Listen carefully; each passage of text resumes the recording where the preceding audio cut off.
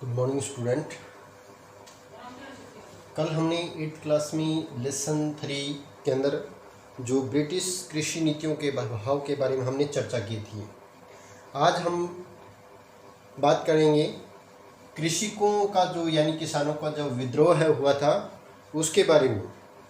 देखिए, जो राजस्व था जो ब्रिटिश सरकार के द्वारा जो बड़े सामंती या व्यापारी जो लोग थे उनके द्वारा जो तय किया गया था, उससे क्या था, उन के द्वारा जो राजस्व की कठोर नीति थी, राजस्व की कठोर नीतियों के कारण, कठोर नीति के कारण जो जमींदारों का क्या होना शुरू हो गया था, शोषण, यानी जमींदारों का जो है शोषण शुरू हो गया था। इससे इसके साथ साथ जो वंशागत थे, वंशागत यानी जो वंश आधार पर जो ज़मीनें किसी भी व्यक्ति को मिलती थी, भूमि का ज़बरदस्ती जो जब्त करना, भूमि का जब्त होना या उस पर कब्जा कर लेना, और इसके साथ साथ भूखमरी, भूखमरी के कारण बहुत से जो कृषक थे उसमें क्या है, विद्रोह की भावना जो है उत्पन्न हो गई थी। इसलिए 19वीं सदी में जो बंगाल और पूर्वी जो बंगाल है, बंगाल व पूर्वी भारत के अंदर काफ़ी जो किसानों ने क्या है विद्रोह है शुरू कर दिया था।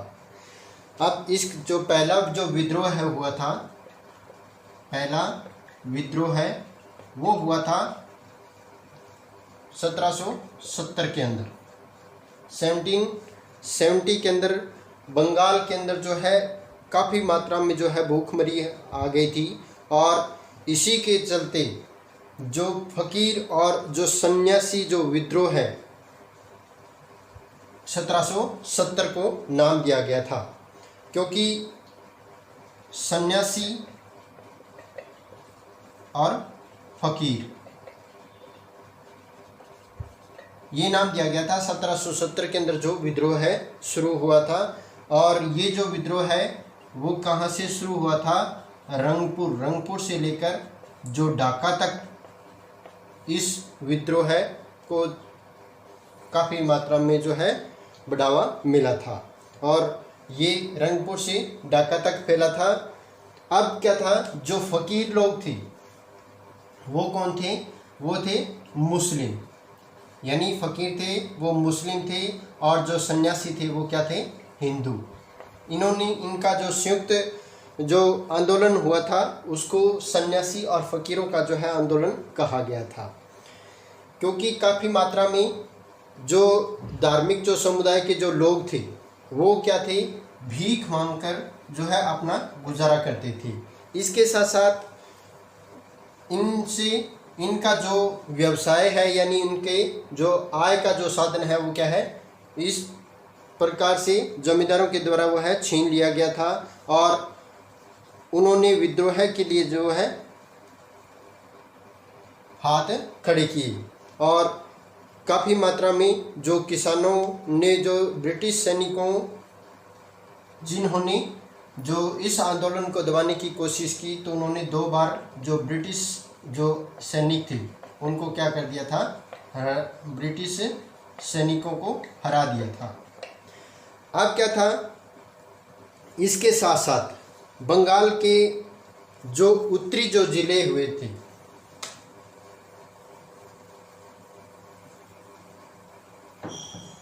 बंगाल के उत्तरी जो जिले थे उसके अंदर एक आंदोलन शुरू हुआ था जिसे नाम दिया गया था पागलपंथी।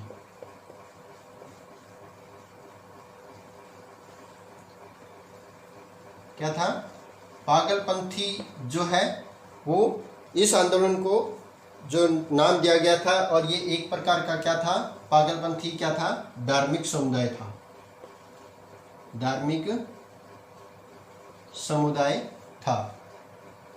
अब यह जो विद्रोह है जब शुरू हुआ था, तो इसका जो साथ है, इसके जो प्रमुख जो नेता थे वो क्या थे? टीपू इसके जो है वो प्रमुख नेता थे। और इन्होंने जो इनका जो नेतृत्व था वो गारो खासी के जो पहाड़ियाँ हैं, गारो पहाड़ियों तक जो है इनका नेतृत्व किया था। और कृषकों के जो हालातों के कारण जो टीपू थे, इन्होंने क्या है इस आंदोलन का काफ़ी मात्रा में जो है समर्थन भी किया था। अब इसके बाद में बंगाल के मेदिनीपुर जिले में, बंगाल के मेदिनीपुर जिले में, मेदिनीपुर जिले में 1796 से लेकर 1816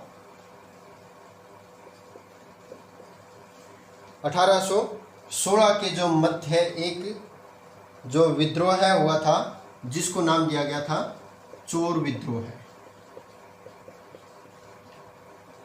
बंगाल की मेदिनीपुर जिले में 1796 से लेकर 1816 तक एक विद्रोह था, जिसको चोर विद्रोह का नाम दिया गया था। इसके साथ साथ जो असम में भी क्या है खासी जो थे, यानी गारो खासी के जो पहाड़ियाँ हैं, वहाँ असम के अंदर खासियों के द्वारा,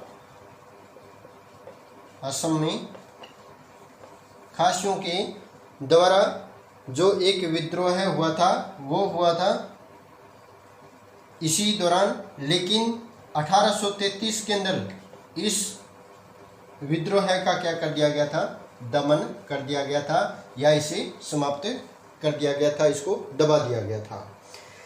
फराजी एक मुस्लिम पंथ था जिसने बंगाल के जो सामाजिक और राजनीतिक हालातों के मूलभूत बदलाव का जो है समर्थन किया था।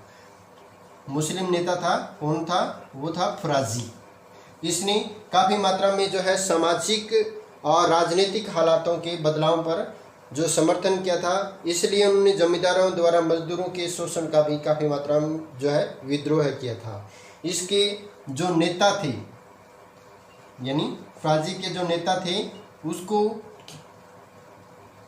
नाम था दादू मियाँ के नाम से उनको पुकारा जाता था। दादू मियाँ इसके जो है प्रमुख नेता थे। अब बंगाल के जो विद्रोह हुए थे, उसके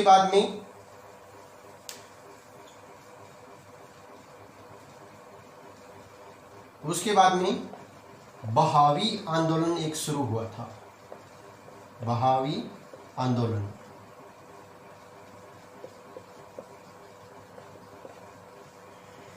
भारत में जो बहावी आंदोलन के जो नेता थे, यानी बहावी आंदोलन इसके जो नेता थे वो थे सर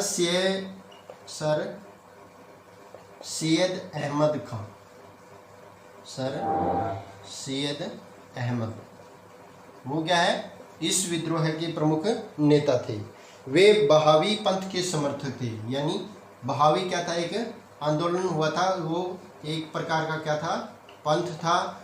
और इसके जो नेता थे सर सैयद अहमद खान, और जिसके जो बहावी जो पंथ था, इसके जो निर्माता थे, बहावी पंथ के जो है निर्माता थे, उनका नाम था अब्दुल बहाव। अब्दुल बहाव जो है वो बहावी पंथ के प्रमुख नेता थे। बहावियों ने क्या है, भारत में बहावी जो आंदोलन हुआ था वो एक मुस्लिम आंदोलन था। और यह आंदोलन क्यों शुरू हुआ था? इस आंदोलन की जो शुरुआत हुई थी वो था मुस्लिम समुदाय था, उसका जो उत्थान, यानी पुनः स्थापना के लिए जो इस आंदोलन की जो है वो शुरुआत हुई थी। बहावियों ने भारत में इस्लाम के जो पुनर्स्थान की जो है वकालत की थी। ब्रिटिश के अंतर्गत उनकी जो सत्ता और जो शक्तियाँ वो छीन ली गई थी, इसलिए ब्रिटिश नीतियों का इन्होंने खुलकर जो है विरोध किया था। अब इसके बाद में बहावी आंदोलन के बाद में प्रमुख जो आंदोलन था, जैसे किसानों का प्रमुख आंदोलन कहा जाता है, वो था नील विद्रोह। नील विद्रोह। अब सबसे पहले हम ये जानेंगे भी जो नील विद्रोह है वो कब शुरू हुआ था। इसकी शुरुआत हुई थी 1859 के अंदर, यानी 1859 में जो ये आंदोलन शुरू हुआ था। और कहाँ शुरू हुआ था? ये आंदोलन शुरू हुआ था बंगाल के अंदर। इसमें क्या था, जो हजारों कृषक थे वो एक साथ मिल गए थे और उन्होंने नील की जो पैदावार है, यानी नील का जो फसल का उत्पादन है, उसको करने से मना कर दिया था। अब हम बात करते हैं भी नील जो है वो क्या है। क्या है? नील एक प्रकार का जो पौधा होता है जिसका उपयोग किस में किया जाता है? कपड़ों के रंगने के लिए। कपड़ों के रंगने के लिए जो नील उगाई जाती है, कपड़ों के रंगने के लिए ये गहरे रंग का जो नीला रंग जो उत्पन्न किया जाता है, जिसका इस्तेमाल है वो अधिकतर किस में किया जाता है? कपड़ों को रंगने के लिए। अब भारत में जो है नील, भारत जो है वो नील का सबसे बड़ा उत्पादक था। भारत क्या था? नील उत्पादक देश था।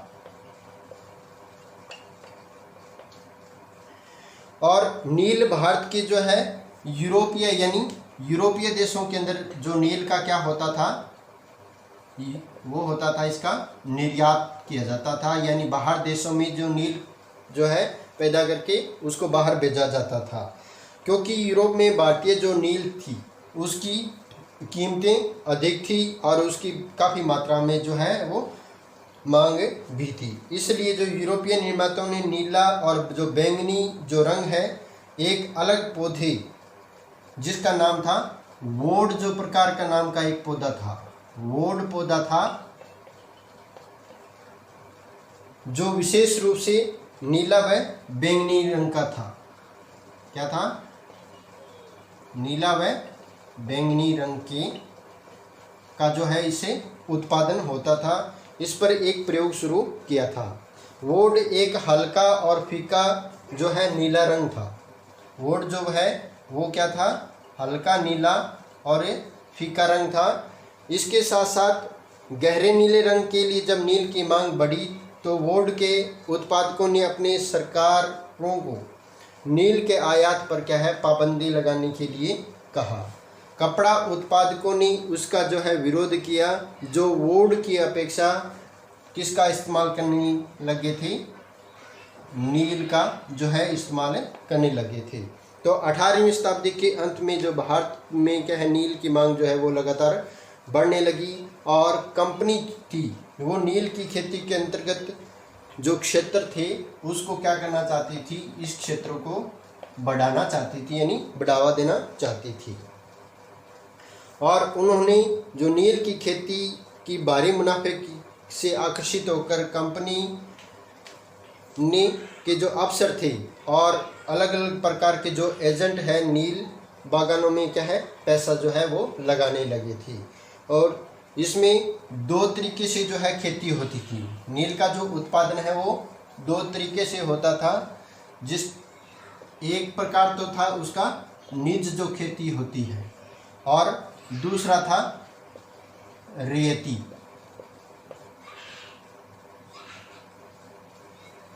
अब क्या था? निज जो व्यवस्था थी, निज व्यवस्था के अंदर क्या होता था? इस व्यवस्था में जो बागान मालिक है वो नील उस भूमि पर उगाते थे, यानी नील का जो उत्पादन है वो बागान मालिक अपने नियंत्रण वाली जो भूमि होती थी, अपने नियंत्रण वाली जो भूमि होती थी उस पर क्या है इसका उत्पादन करते थे। वे या तो जो जमीन थी उसको क्या लेते थे? खरीद लेते थे, या फिर उसको क्या है ठेके पर ले लेते थे या किराए पर जो है ले लेते थे। और दूसरे जमींदारों से वो क्या है बाड़े पर लेते या और मजदूरों से काम करवा कर वो क्या है नील का जो है उत्पादन करते थे। नील की जो खेती है वो केवल क्या है उपजाऊ जो ज़मीन होती है, जिन क्षेत्रों की जो ज़मीन है वो उपजाऊ होती है उस पर पैदावार जो है इसकी की जाती थी। और परंतु जो बागान मालिकों के लिए जो निजी खेती के अंतर्गत जो क्षेत्र जो फैला रहे थे वो काफ़ी मात्रा में है वो संभव नहीं था। नील बागानों को फैलाने के लिए कृषकों की ज़मीन जो है उनसे क्या है हटवा दिया गया, और जिससे तनाव और जो टकराव है वो भी पैदा हो गई थी। इसके बाद में शुरू हुई थी जो रियायती व्यवस्था है। अब जो रियायती होते हैं कृषक, कल मैंने इसके बारे में बताया था भी जो रियायत का है वो क्या है, रियायत है वो कृषकों को कहा जाता है।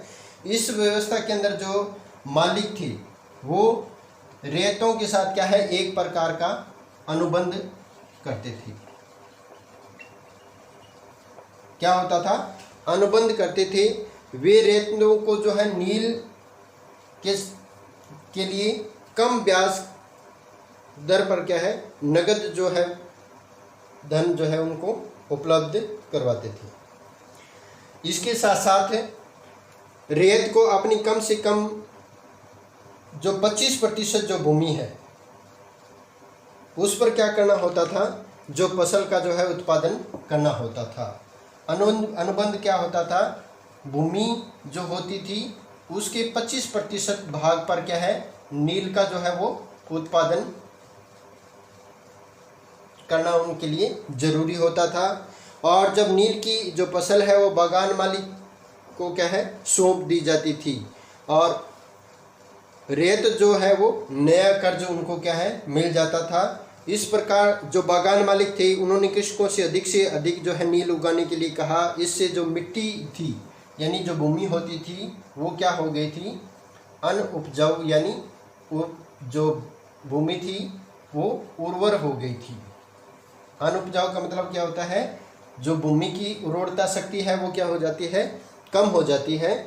तो इससे क्या है काफ़ी मात्रा में जो उनके उत्पादन पर जो है वो प्रभाव पड़ा था। इससे क्या होता था, जब भूमि नष्ट हो जाती या भूमि का जो उपजाऊ शक्ति कम हो जाती थी तो वो दूसरी फसल क्या है उस पर नहीं उगाते थे। तो इस प्रकार काफ़ी मात्रा में क्या है किसानों पर जो दबाव है जो रेतों पर वो बढ़ने लगा, और इन्होंने जो है इसका जो है विद्रोह करना शुरू कर दिया।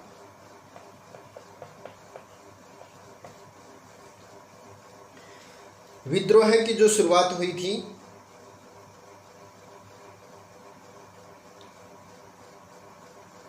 वो हुई थी 1859 में।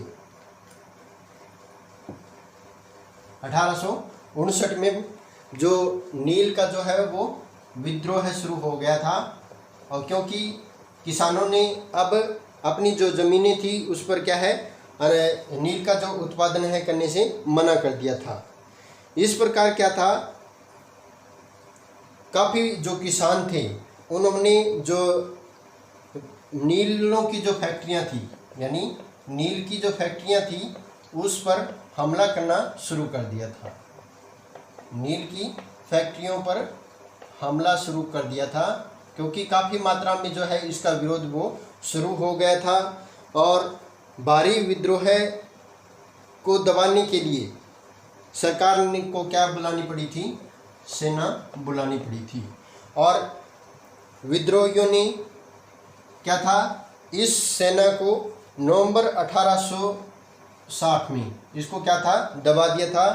इसके साथ साथ जो नवंबर 1860 के अंदर सरकार ने क्या है दबाव में आकर एक जो है नोटिस जारी किया था, एक नोटिस जारी किया था।